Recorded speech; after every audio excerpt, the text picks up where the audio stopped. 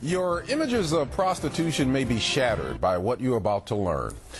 Only on 6 tonight, a major effort to stop prostitution in local high schools. The girls are recruited and sometimes even pimped by their own classmates. Alexis Del Cid talked exclusively with a local victim.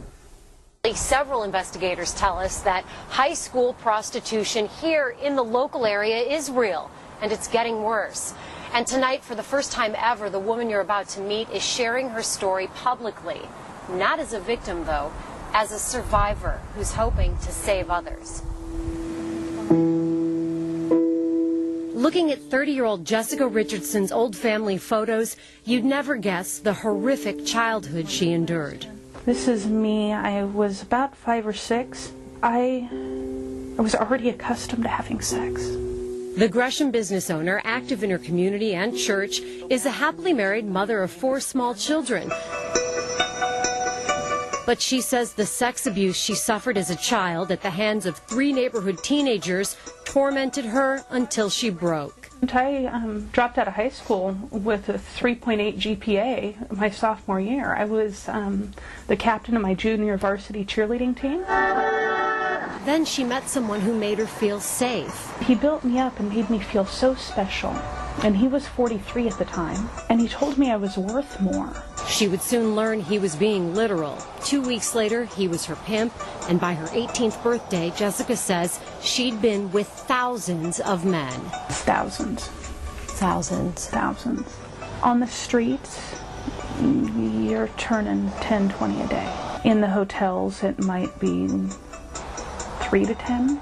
Jessica's pimp found her at a local mall, but today investigators say pimps in the Portland area are targeting girls in a whole new way, inside their high schools and junior highs. One pimp that I talked with referred to a school as a buffet because all the girls were contained in one area. It was easy pickings. And Multnomah County Human Trafficking Task Force Director Keith Bickford says a growing number of pimps are Portland high school students, turning their vulnerable classmates because it's such easy money. It could start as something like you know, at the back of the school somewhere, and a buddy will pay money for a girl to do that. Bickford says his task force is currently investigating prostitution within 5 local high schools of all demographic areas, rich and poor. And he estimates hundreds of high school girls in the local area are currently involved in some form of prostitution. Want a second opinion? Oh my God, this is so out of control and so bad.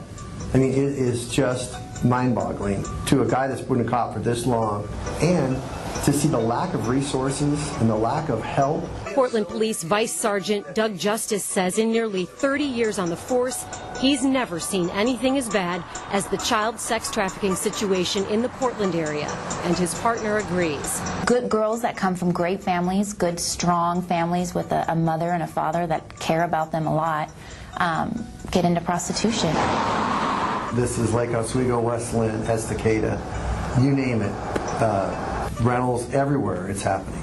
It's incredibly difficult to prosecute a pimp when police say their only evidence is a young victim who usually disappears or changes her story because she's been threatened. There's no safe place in the state of Oregon where you can put a little girl in and lock the door and get her medical, education, counseling, all the stuff she needs to be safe, that we can't do that. But there is an effort underway to change that. Several state, local, and county agencies are working together to get the money to build and run a safe house in Portland for girls who've been rescued from sex trafficking. But in this economy, money is a huge hurdle. They need to know that there's a safe place. Jessica's case is rare. She wasn't rescued by anyone. She says after several months of planning, she escaped on her own, eventually entering counseling, finding a relationship with God, reuniting with her family, and through her church, meeting her husband. He supports me so fully. And I'm so grateful to have him. But she knows the road to where she is now would have been much easier with someone or some place to help her. So now, at 30, she's joining that effort to create the safe house and get victims the resources she never had. Sharing her story, she says, she finally feels free. And if my story can change the life of one girl, of just one, then it would be worth it for me to share it.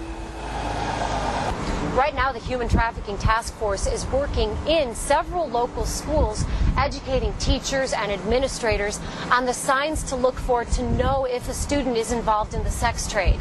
And if you'd like to learn more about this issue, or if you'd like to do something to help get that safe house built here in Portland, we've posted several links on our website with more information. And as a web special, we've also posted